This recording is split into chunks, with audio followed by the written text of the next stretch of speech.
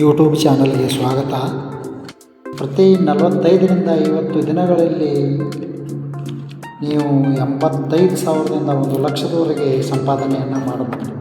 ಅದೇನಪ್ಪ ಅಷ್ಟೊಂದು ದುಡ್ಡು ಹೇಗೆ ಸಂಪಾದನೆ ಆಗುತ್ತೆ ಅಂತ ಅಂದ್ಕೊಂಡ್ರೆ ಇಲ್ಲ, ಈ ವಿಡಿಯೋ ಮುಖಾಂತರ ನಿಮಗೆ ಕೋಳಿ ಫಾರ್ಮ್ ಬಗ್ಗೆ ಸಂಪೂರ್ಣವಾದ ಒಂದು ಮಾಹಿತಿಯನ್ನು ನಾನು ನಿಮಗೆ ಕೊಡ್ತೀನಿ ಗೆಳೆಯರೆ. ವಿಡಿಯೋ ಸ್ಕಿಪ್ ಮಾಡದೆ ನೋಡಿ. ನಿಮಗೆ ಈ ವಿಡಿಯೋ ಇಷ್ಟ ಆದರೆ ಲೈಕ್ ಮಾಡಿ, ಸಬ್ಸ್ಕ್ರೈಬ್ ಮಾಡಿ. ಇದು ಎದುರುಗಡೆ ಕಾಣ್ತಾ ಇರೋದು ನೀರಿನ ಟಾಕಿ, ಕೋಳಿಗಳಿಗೆ ನೀರಿನ ವ್ಯವಸ್ಥೆ ಸಲುವಾಗಿ. ಇದರಿಂದ ಕೋಳಿಗಳಿಗೆ ನೀರು ಸಪ್ಲೈ ಆಗುತ್ತೆ. ಇದರ ಪಕ್ಕದಲ್ಲೇ ಒಂದು ಹಳದಿ ನೀರಿನ ಟಾಕಿ ಕಾಣುತ್ತೆ ನೋಡಿ. ಇದು ಕೈ ತೊಳೆಯೋದಕ್ಕೆ ಒಂದು ಹಾಲು ಬಿಟ್ಟಿದ್ದಾರೆ. ಇದು ಹಸಿರು ಪೈಪು, ಸಣ್ಣದಾಗಿರೋ ಪೈಪು, ದಪ್ಪದಾಗಿ ಬೆಳೆದು ಕಾಣುತ್ತೆ. ಅದಲ್ಲ, ಈ ಹೆಸರು ಸಣ್ಣ ಪೈಪ್ ಇದೆಯಲ್ಲ, ಇದರ ಮುಖಾಂತರ ನೀರು ಅಲ್ಲಿ ಹಳದಿ ಕಾಣುತ್ತೆ ನೋಡಿ ಸಿಂಟೆಕ್ಸ್ ಒಂದು. ಆ ಸಿಂಟೆಕ್ಸಲ್ಲಿ ಕೋಳಿಗಳಿಗೆ ಬೇಕಾದಂಥ ಔಷಧಿಯನ್ನು ಕಲಿಸಿ ಈ ನೀರಿನ ಮುಖಾಂತರ ಡ್ರಿಂಕರ್ಗಳಿಗೆ ಹೋಗುವ ವ್ಯವಸ್ಥೆ ಈ ರೀತಿ ಮಾಡಿ ಅವುಗಳಿಗೆ ನೀರಿನ ವ್ಯವಸ್ಥೆ ಮೊದಲು ಮುಖ್ಯವಾಗಿರುತ್ತೆ. ನೀರು ಮೊದಲು ಮುಖ್ಯಬೇಕು. ಇದು ಶೆಡ್, ಕೋಳಿ ಫಾರ್ಮಿನ ಶೆಡ್. ಇದರ ಎದುರುಗಡೆ ಕಾಣ್ತಿರೋ ನಿಂಬೆ ಹಣ್ಣಿನ ಸಸಿಗಳಿವೆ. ಇವು ಕೋಳಿ ಫಾರ್ಮ್ ಬೇಸಿಗೆ ಸಮಯದಲ್ಲಿ ತುಂಬ ಹೀಟ್ ಆಗೋದ್ರಿಂದ, ತಂಪಾಗುವ ಕಾರಣಕ್ಕಾಗಿ ಕೆಲವೊಂದಿಷ್ಟು ನಿಂಬೆ ಸಸಿಗಳನ್ನು ನೆಟ್ಟಿದ್ದೀವಿ. ಮತ್ತಿನ್ನೊಂದು ಆ ಕಡೆ ಸೈಡ್ ಬಾಜು, ಇನ್ನೊಂದು ಸೈಡ್ ಬಾಜು ಮಾವಿನ ಸಸಿಗಳಿವೆ. ಇದು ಕೋಳಿ ಫಾರ್ಮಿನ ಒಳಗಡೆ ಹೋಗುವಂಥ ಗೇಟು. ಈ ರೀತಿ ಒಂದು ಪತ್ರದ ಶೆಡ್ ನಿರ್ಮಾಣ ಮಾಡ್ಕೋಬೇಕು. ಇದು ಕಡಿಮೆ ಅಂದ್ರೂ ಈ ಶೆಡ್ ನಿರ್ಮಾಣ ಆಗೋದಕ್ಕೆ ಈಗ 3 ವರ್ಷಗಳ ಹಿಂದೆ 5 ಲಕ್ಷದವರೆಗೆ ಖರ್ಚಾಗಿದೆ.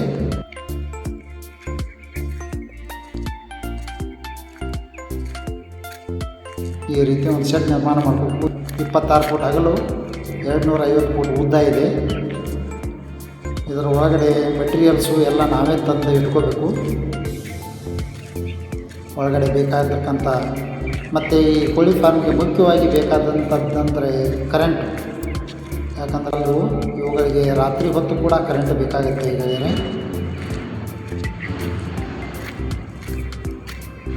ಒಳಗಡೆ ಇದು ಒಂದು ಗೇಟು. ಕೋಳಿಗಳನ್ನು ಲಾಸ್ಟಿಗೆ ಬೆಳೆದ ನಂತರ ಇವುಗಳನ್ನು ಹೊರಗಡೆ ತೊಗೊಂಬಂದು ತೂಕ ಮಾಡಿ ಗಾಡಿ ಏರೋದಕ್ಕೆ ಗೇಟುಗಳು ಬೇಕೇ ಬೇಕು. ಈ ಒಳಗಡೆ ಕಾಣ್ತಾ ಇರೋದು ಕೋಳಿ ಮರಿಗಳು ಈಗಾಗಲೇ ಇವೆ.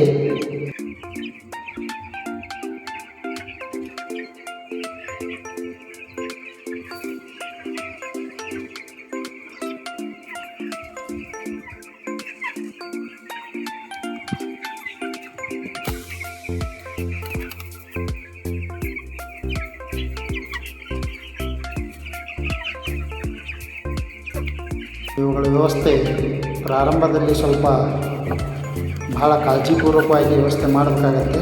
ಇವುಗಳಿಗೆ ಮರಿಗಳನ್ನು ತಂದು ಬಿಟ್ಟ ತಕ್ಷಣ ಹೀಟರ್ ಕರೆಂಟ್ ಇತ್ತು ಅಂತಂದರೆ ಹೀಟ್ರ್ ವ್ಯವಸ್ಥೆ ಮಾಡಬೇಕಾಗತ್ತೆ.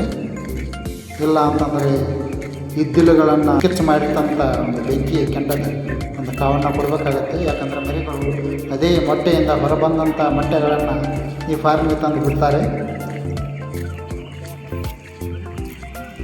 ಈ ರೀತಿ ಈ ಕೋಳಿ ಫಾರ್ಮ್ ಮಾಡೋದ್ರಿಂದ ನಮಗೆ ಏನು ಲಾಭಪ್ಪ ಅಂತಂದರೆ, ಈ ಕೋಳಿ ನಾವು ಎಲ್ಲ ಶೆಡ್ಡನ್ನು ನಿರ್ಮಾಣ ಮಾಡಿ ಒಳಗಡೆ ಡ್ರಿಂಕರ್ಸು, ಫೀಡರ್ಸು, ಆನಂತರ ಒಳಗಡೆ ಕರೆಂಟು, ಅವುಗಳ ಒಳಗಡೆ ಇರ್ತಕ್ಕಂಥ ಎಲ್ಲ ಮಟೀರಿಯಲ್ಸ್ಗಳು ನಮಗೆ ರೆಡಿ ಮಾಡ್ಕೊಂಡ ನಂತರ ಈ ರೀತಿ ಒಂದು ಇಟ್ಟಂಗಿಯ ಒಂದು ಗೋಡೆ ನಿರ್ಮಾಣ ಮಾಡಿಕೊಂಡು ಪತ್ರ ಶೆಡ್ ನಿರ್ಮಾಣ ಮಾಡಿ ಅದಕ್ಕೆ ಕರೆಂಟದ ವ್ಯವಸ್ಥೆ ಅದು ಎಲ್ಲ ಇತ್ತು ಅಂತಂದ ತಕ್ಷಣ, ಇದು ನಮ್ಮಲ್ಲಿ TC ಸಮೀಪ ಇರೋ ಕಾರಣದಿಂದ ಕರೆಂಟ್ದೇನು ಅಷ್ಟೊಂದು ಸಮಸ್ಯೆ ಆಗಲಿಲ್ಲ. ಅಲ್ಲಿ TC ಕಾಣ್ತದೆ ನೋಡಿ. TC ಇರೋ ಕಾರಣಕ್ಕೆ ನಮಗೇನು ಸಮಸ್ಯೆ ಇಲ್ಲ. ಕರೆಂಟ್ನ ತೊಗೊಂಡು ನಾವು ಒಳಗಡೆ ಒಂದು ಇನ್ವರ್ಟ್ರ್ ಕುಣಿಸಿದ್ದೀವಿ.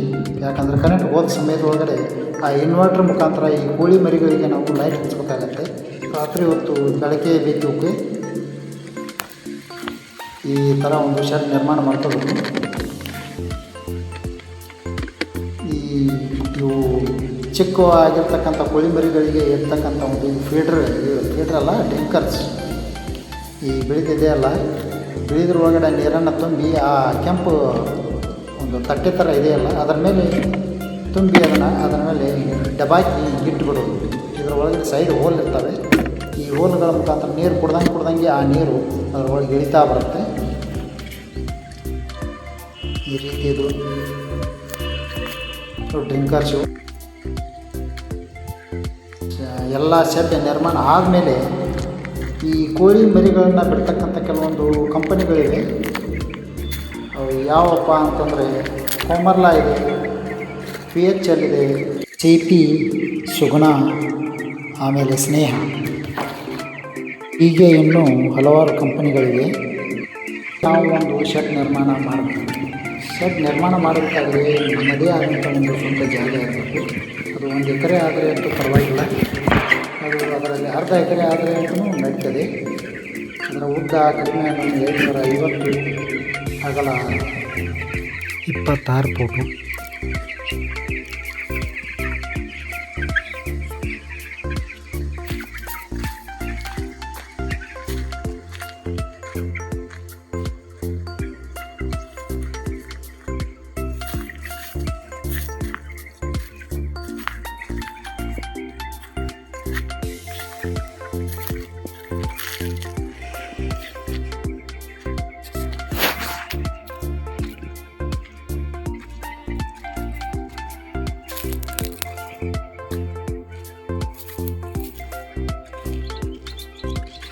ಇದರಿಂದ ನಮಗೇನು ಲಾಭಪ್ಪ ಅಂತಂದ್ರೆ ಕೋಳಿಗಳನ್ನು ಕಂಪನಿಯವರೇ ತಂದುಬಿಟ್ಟು ಅವರೇ ಫೀಡನ್ನ ಕೊಟ್ಟು ಅವರೇ ಔಷಧಿಯನ್ನು ಕೊಟ್ಟು ನಮ್ಮಿಂದ ಅವರು ವ್ಯವಸ್ಥೆಯನ್ನು ಮಾಡಿಸ್ಬಿಡ್ತಾರೆ ಅಷ್ಟೇ.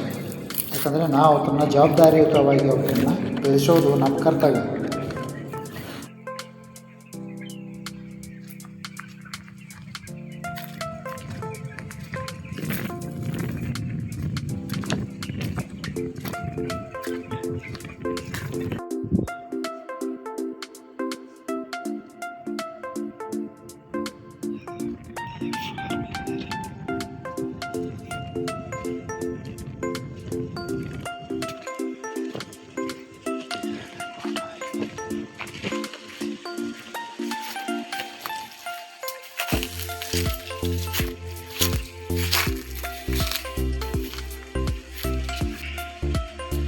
ಇದಕ್ಕೆ ಪ್ರತಿ ಕೆಜಿಗೆ ಕಮಿಷನ್ ಅಂತ ಸಿಗುತ್ತೆ.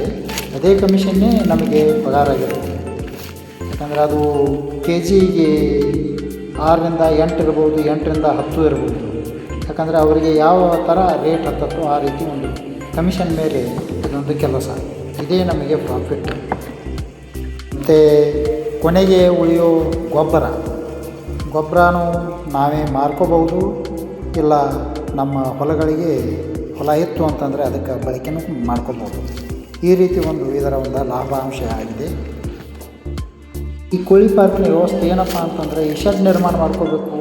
ಅದರ ಒಳಗಡೆ ಬೇಕಾಗಿರ್ತಕ್ಕಂಥ ಇನ್ಸ್ಟ್ರೂಮೆಂಟ್, ಈ ಹೀಟರ್ ಆಗಿರಲಿ, ಫೀಡರ್ ಆಗಿರಲಿ, ಈ ಡ್ರಿಂಕರ್ ಆಗಿರಲಿ, ಮತ್ತು ಒಳಗಡೆ ಆ ಹೊಟ್ಟು ಕೋಳಿ ಕಾಲು ಕೆಳಗಡೆ ಒಗಿತಕ್ಕಂಥ ಹೊಟ್ಟನ್ನು, ಮತ್ತು ಆ ಲೈಟ್ ವ್ಯವಸ್ಥೆಯನ್ನು, ಒಳಗಡೆ ಇನ್ವರ್ಟರ್ ವ್ಯವಸ್ಥೆಯನ್ನು, ಇದೆಲ್ಲವನ್ನು ನಾವೇ ಮಾಡಿಕೊಂಡು ರೆಡಿ ಮಾಡಿ ಅವರಿಗೆ ಕೋಳಿ ಮರಿಗಳನ್ನು ಬಿಡಲಿಕ್ಕೆ ಅನುವು ಮಾಡಿಕೊಡ್ಬೇಕಾಗುತ್ತೆ. ಇದೇ ನಾವು ಮಾಡುವಂಥ ಒಂದು ಮುಖ್ಯವಾದಂಥ ಕೆಲಸ.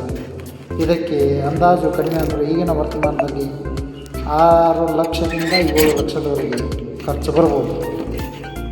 ಮತ್ತು ದಿನಾಲೂ ಕೋಳಿ ಮರಿಗಳನ್ನು ಮುಂಜಾನೆ ಒಂದು ಟೈಮು ಮತ್ತು ಸಾಯಂಕಾಲ ಒಂದು ಟೈಮು ಅವುಗಳಿಗೆ ಆಹಾರವನ್ನು ನೀಡಬೇಕಾಗತ್ತೆ.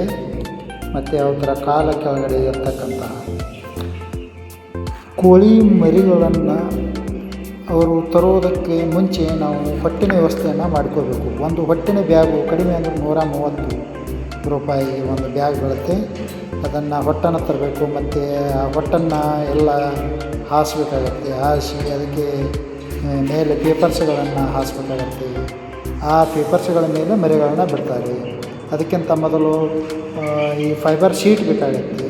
ಸುತ್ತಲೂ ಮರಿಗಳು ಇಂತಿಷ್ಟೇ ಅಂತ ಅದ್ರ ಒಳಗಡೆ ಪಾರ್ಟಿಷನ್ ಮಾಡಿ 1000 ಆಗಲಿ 700-800 ಆಗಲಿ ಪಾರ್ಟಿಷನ್ ಮಾಡಿ ಅವುಗಳನ್ನ ಬಿಡಬೇಕಾಗುತ್ತೆ.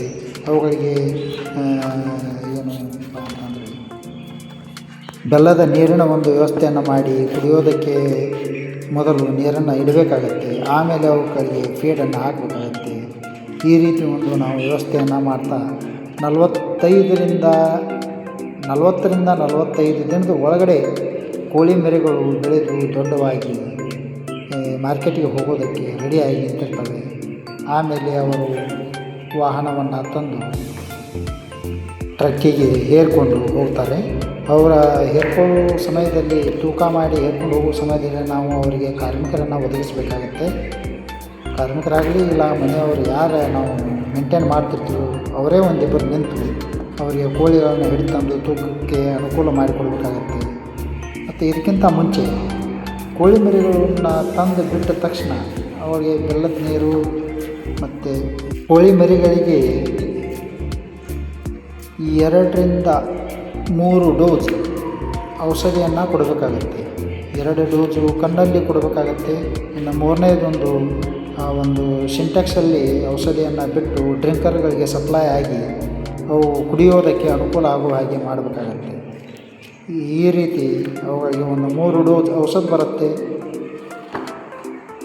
ಅದು 6 ದಿನಗಳಿಗೊಮ್ಮೆ ಔಷಧಿಯನ್ನು ಹಾಕಬೇಕಾಗತ್ತೆ. ಹೀಗೆ 18 ದಿನಕ್ಕೆ ಅವರ ಔಷಧಿಯ ಡೋಸು 3 ಕಂಪ್ಲೀಟ್ ಆಗ್ತವೆ.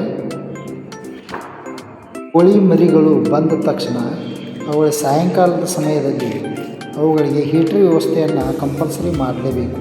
ಯಾಕಂದರೆ ಅವು ಮೊಟ್ಟೆಯಿಂದ ಹೊರಬಂದ ತಕ್ಷಣ ಏಕದಮ್ಮಾಗಿ ಫಾರ್ಮಿಗೆ ಬಂದಿರ್ತವೆ. ಅವು ಬೆಚ್ಚನೆಯ ಒಂದು ವಾತಾವರಣ ಬೇಕಾಗುತ್ತೆ. ಆ ಸಮಯದಲ್ಲಿ ತಂಪು ವಾತಾವರಣ ಅವುಗಳಿಗೆ ನಡೆಯೋದಿಲ್ಲ. ತಂಪು ವಾತಾವರಣ ಹೆಚ್ಚಾದ ಮೇಲೆ ಆಯಿತು ಅಂತಂದರೆ ಅವು ಸಾಯೋಕ್ಕೆ ಶುರು ಮಾಡ್ತವೆ. ಈ ರೀತಿ ಒಂದು ಅವುಗಳನ್ನು ನಾವು ಚಿಕ್ಕವಿರುವಾಗ ಅವುಗಳನ್ನು ನಾವು ಬಹಳ ಜೋಪಾನವಾಗಿ ನೋಡಿಕೊಳ್ಬೇಕಾಗತ್ತೆ. ಮತ್ತು ದಿನಕ್ಕೊಂದು ಸಾರಿ ಅಂತೆ ಮುಂಜಾನೆ ಸಮಯದಲ್ಲಿ ಕಾಲು ಕೆಳಗಡೆ ಇರತಕ್ಕಂಥ ಒಂದು ಹೊಟ್ಟನ್ನು ತಿರುವಿ ಹಾಕಬೇಕು. ಅದೇ ಒಂದು ಕೆಬ್ಬನ ಮಟೀರಿಯಲ್ಸ್ ಒಂದು ಈ ರೀತಿ ಮಾಡಿ ತೆಗೆದುಕೊಂಡು ಅದರಿಂದ ಈ ರೀತಿ ಅದನ್ನು ತಿರುವಿ ಹಾಕ್ತಾ ಇರಬೇಕು. ತಿರುವಿ ಹಾಕದೇ ಇದ್ದರೆ ಅದರ ಒಳಗಡೆ ಕೆಳಗಡೆ ಹುಳಗಳಾಗಿ ಕೋಳಿಗಳಿಗೆ ರೋಗ ಬರುವ ಪ್ರಮಾಣ ಜಾಸ್ತಿ ಇರುತ್ತೆ, ಶುರುವಾಗ್ತವೆ. ಹೀಗೆ ಈ ರೀತಿ ಮಾಡೋದರಿಂದ ಅವು 42-45 ದಿನದ ಒಳಗಡೆ ಬೆಳೆದು ದೊಡ್ಡವಾಗಿ ತೂಕಕ್ಕೆ ರೆಡಿಯಾಗಿ ನಿಂತಿರ್ತವೆ. ಆಗ ಕಂಪನಿಯವರು ಟ್ರಕ್ಕನ್ನು ತರಿಸಿ ಅವುಗಳನ್ನು ತೂಕ ಮಾಡಿ ನಮ್ಮ ಟ್ರಕ್ಕಿಗೆ ಹೇರ್ತಾರೆ. ಅದೇ ರೀತಿ ಅವು ಎಷ್ಟು ತೂಕ ಆಗ್ತವೆ ಅನ್ನೋದನ್ನು ಒಂದು ಲಿಸ್ಟ್ನಲ್ಲಿ ಬರೆದು ನಮ್ಮ ಕೈಯಲ್ಲಿಯೂ ಒಂದು ಹಾಳೆಯನ್ನು ಕೊಡುತ್ತಾರೆ. ಅದರ ಪ್ರಕಾರವಾಗಿ ನಮಗೆ ಅದು ಎಷ್ಟು ತೂಕ ಆಯಿತು ಅನ್ನೋದು ಅಷ್ಟು ಒಂದು ನಮಗೆ ಕಮಿಷನ್ ಬರುತ್ತೆ. ಕೋಳಿ ಮರಿಗಳು ಬೆಳೆದಂತೆ ಅವುಗಳ ಸ್ಥಳವನ್ನು ಜಾಸ್ತಿ ಮಾಡ್ತಾ ಹೋಗಬೇಕು. ಯಾಕಂದರೆ ಅವು ಬೆಳೀತಾ ದೊಡ್ಡವಾಗ್ತಾ ಇರ್ತವೆ. ಚಿಕ್ಕವಿದ್ದಾಗ ಚಿಕ್ಕ ಒಂದು ಸ್ಥಾನವನ್ನದಲ್ಲಿ ಅವು ಬೆಳೀತವೆ. ಮತ್ತು ಅವು ಬೆಳೆದಂತೆ ಅವುಗಳ ಸ್ಥಳವನ್ನು ವಿಸ್ತಾರ ಮಾಡ್ತಾ ಹೋಗ್ಬೇಕು ನಾವು. ಅವುಗಳಿಗೆ ಫೈಬರ್ ಶೀಟ್ ಬಹಳ ಮುಖ್ಯ ಆಗುತ್ತೆ. ಫೈಬರ್ ಶೀಟ್ ಹಾಕಿ ಅದರ ಜೊತೆಗೆ ಫೈಬರ್ ಶೀಟ್ ನಿಲ್ಲಬೇಕಾದ್ರೆ ಅವುಗಳಿಗೆ ಸ್ಟ್ಯಾಂಡ್ ಬೇಕಾಗುತ್ತೆ. ಈ ರೀತಿ ನಾವು ಅದನ್ನು ಎಚ್ಚರದಲ್ಲಿ ಗಮನದಲ್ಲಿ ಇಟ್ಕೊಂಡು ಮಾಡ್ತಾ ಹೋದರೆ ನಮಗೆ ಕಡಿಮೆ ಅಂದರೂ 45-50 ದಿನಗಳ ಒಳಗಡೆ ಅವು ಕಡಿಮೆ ಅಂದರೆ 2.5-3 kgವರೆಗೆ ತೂಗುತ್ತವೆ.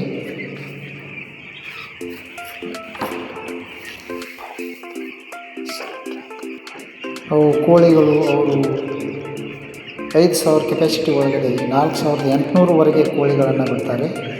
ಮತ್ತು ಅದು 2,500 ಕೆಪಾಸಿಟಿ ಇದ್ದ ಪಕ್ಷದಲ್ಲಿ ಅವರು 2,000ವರೆಗೆ ಕೋಳಿಗಳನ್ನು ಬಿಡಬಹುದು. ಈ ರೀತಿ ನಮ್ಮ ಒಂದು ಈ 4,500 ಕೋಳಿ ಒಂದು ಕೆಪಾಸಿಟಿ ಒಳಗೆ 4,500 ಕೋಳಿಗಳ ಅಂದಾಜು ಲೆಕ್ಕ 2.5 kg ಅಂತ ಹೇಳಿದ್ರೆ 11 ಟನ್ನು 250 kg ಆಗುತ್ತೆ. ಅದನ್ನು 6 ರೂಪೀಸ್ದಂತೆ ಹಿಡಿದ್ರೆ 67,500 ರೂಪಾಯಿ ಆಗುತ್ತೆ. ಮತ್ತು ಗೊಬ್ಬರ ಅದು 2 ಗಾಲಿ ಟ್ರಾಲಿಲಿ ಕಡಿಮೆ ಅಂದರೂ 4 ಟ್ರಾಲಿ ಆಗುತ್ತೆ. 4 ಟ್ರಾಲಿ ಇಂಟು ಪ್ರತಿ ಟ್ರಾಲಿಗೆ 4,000 ಅಂತ ಹೇಳಿದರೆ ಅದು 16,000 ಆಯಿತು. 16,000 ಪ್ಲಸ್ 67,000 ಸೇರಿ 83,000. ಕಡಿಮೆ ಅಂದರೂ ನಾವು 45-50 ದಿನಗಳಲ್ಲಿ 83,000ವರೆಗೆ ನಾವು ಈ ಒಂದು ಆದಾಯವನ್ನು ಗಳಿಕೆ ಮಾಡಬಹುದು. ಹೇಳಿದರೆ ಯಾರಾದರೂ ಈ ರೀತಿಯ ಒಂದು ಉದ್ಯೋಗವನ್ನು ಮಾಡುವವರಿಗೆ ಅವರಿಗೆ ಇದೊಂದು ಒಳ್ಳೆಯ ಸುವರ್ಣ ಅವಕಾಶ. ಸ್ವಂತ ಜಾಗದಲ್ಲಿ ಒಂದೇ ಸ್ಥಳದಲ್ಲಿ ಇದೊಂದು ಉದ್ಯೋಗ ಮಾಡಿಕೊಳ್ಳೋದಕ್ಕೆ ತಮಗೆ ಒಂದು ಒಳ್ಳೆಯ ಉದ್ಯೋಗ ಅಂತ ಹೇಳ್ಬೋದು. ಏನಾದರೂ ಸಮಸ್ಯೆ ಇದ್ದರೆ ಕಮೆಂಟ್ ಮಾಡಿ.